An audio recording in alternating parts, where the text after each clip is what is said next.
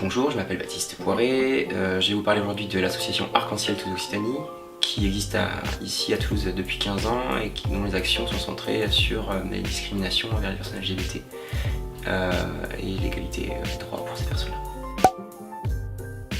Alors moi, à l'origine, je me suis investi à Arc-en-Ciel tout simplement parce que c'était une période de ma vie, donc il y a 3 ans et demi, où j'étais pas suffisamment en confiance par rapport à mon orientation sexuelle et j'avais besoin de trouver en fait, des gens comme moi, trouver une structure qui soit en capacité de m'accueillir tout en fournissant un espace de sécurité et où je savais qu'il n'y aurait pas de jugement par rapport à cet aspect de mon identité. Et voilà, c'est pour ça que je me suis lancé pour une première fois à franchir les portes de l'association et après très vite m'investir. Oula, de nombreuses problématiques, puisque donc 3 ans et demi d'investissement et 2 ans en tant que président de l'association, beaucoup de choses se sont passées.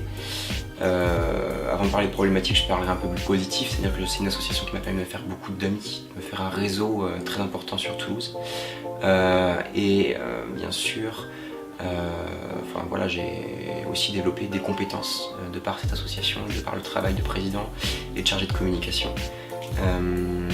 Pour les côtés plus négatifs, ça a eu des conséquences sur mes relations personnelles.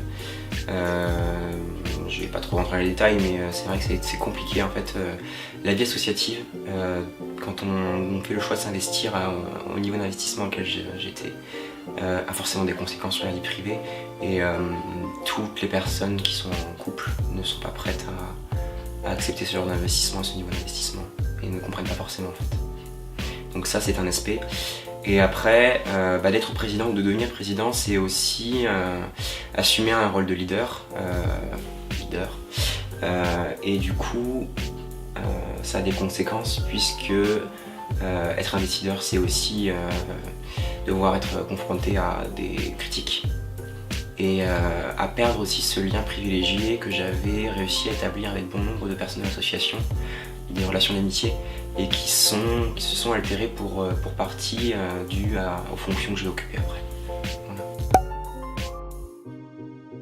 Voilà, la suite j'espère riche et prometteuse. Et je profite de l'expérience que j'ai eue à Arc-en-Ciel pour en fait me lancer dans la communication. Donc là je vais créer ma boîte très prochainement de chargé de communication destinée justement aux associations, aux créateurs d'entreprises et aux artisans. Donc une vocation à pouvoir promouvoir l'image de ces structures-là qui n'ont pas forcément les moyens de faire appel à des boîtes de com qui vont être très chères et donc voilà, ils permettent de rendre accessibles les outils de communication modernes.